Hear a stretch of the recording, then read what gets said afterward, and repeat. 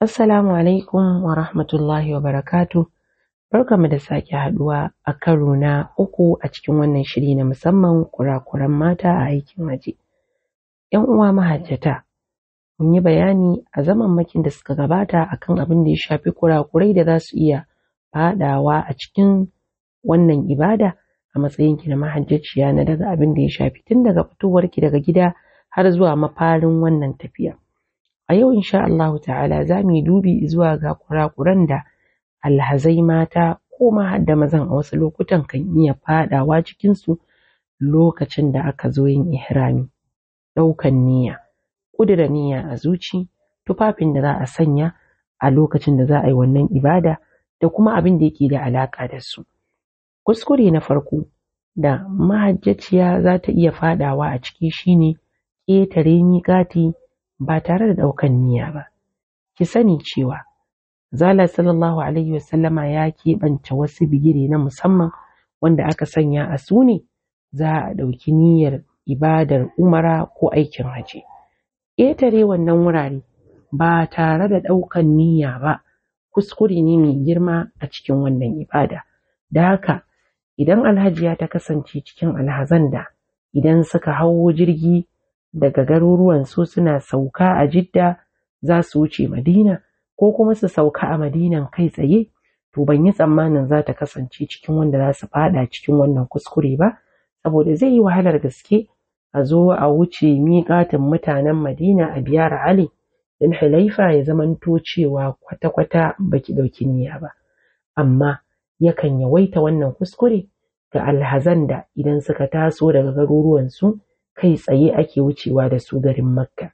Wasu suna ɗaukan cewa Jidda miƙaci ce, wanda wannan tattaunawa ce da malamai suka yi ta mai faɗin gaske, kuma ƙarshen magana zance mafi rinjaye kuma wanda ya fi mutum ya fita daga ruɗani shine Jidda ba miƙati ba ce. Da haka alhajiya, lokacin da kika tashi daga Najeriya ko daga garinki za ki tafi wannan ibada, to ki zamanto cikin shiri idan kin san a Jidda za ku sauka. Sanya tufafinki da kike so ki wannan ibada da su, ki shirinki da komai, kina cikin jirgi kina sauraron lokacin da za a sanar da cewa gashi an zo miƙati. Da zaran an sanar da cewa an zo miƙati, tunda kin san dama ki Makka zaki wuce kai tsaye, shikenan sai ki kulla niyyarki a zuci, ki hau talbiya a baka, ki shiga cikin wannan ibada, wato ibadar aikin haji. Abu na biyu cikin kurakurai shine ɗaukan da wasu suke yi cewa duk yanda ihramin ki zai yi datti, duk yanda lalura za ta kama, duk yanda za ki matsu da waɗannan kaya da suke jikinki na ihrami, wai ba za a canja su ba. A'a, addinin musulunci bai takuri ɗan adam akan abin da an san yana da bukatarsa ba. Hasali ma addinin musulunci addini ne na tsafta, da haka an ba da dama idan kika samu kanki a tsaka da bukatar cewa ki canja wannan tufafi naki, za ki iya canjawa. Illa iyaka dai ki lura kada ki fada cikin mahzuratul ihram lokacin da kika zo za ki canja, ko ki dauko kaya waɗanda suke akwai turare ko ƙanshi a cikin su, to wannan kuma kin yi kuskure.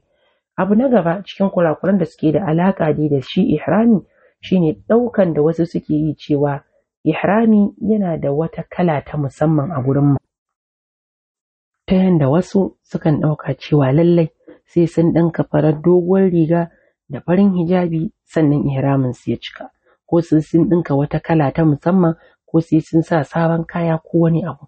Mu sani cewa ihramin mace shine dukkanin wani tufafi wanda za ta sanya wanda yake na sutura da kamala da addinin musulunci mata umarni shi. Babu sharaɗi na launi, babu sharaɗi na yanayin ɗinki. Abinda dai ake so ya zamanto ya suturce jikinta. Abu na gaba cikin kurakurai shine wasu matan sukan yi kiyasin kansu kamar akan maza na cewa ba za a sanya ɗinkakkun kaya ba. Sai ki ga wata ta sanya kaya zallan ihramin nan a jikinta, ko harami da ake cewa a Hausance, ba tare da ta sanya kayan ciki ba. Ke da kanki da kike yar uwarta mace, in kika ganta a wani irin yanayin babu kyan gani, ga kaya shara-shara ga kuma ba a sanya kayan ciki ba, abun babu daɗi. To mu sani wannan ba yi da alaƙa da wannan ibada. Za ki sanya kayanki na ciki, ki kame jikinki, sannan ki ɗora tufafin da za ki yi wannan ibada da su. Addini da ɗai bai taɓa ɗora mace musulma a wani tsari wanda yake za ta zamanto cikin rashin sutura ko rashin kamewa ba. Don haka 'yan uwa sai a kula a kiyaye gwargwadon hali akan irin waɗannan kurakurai.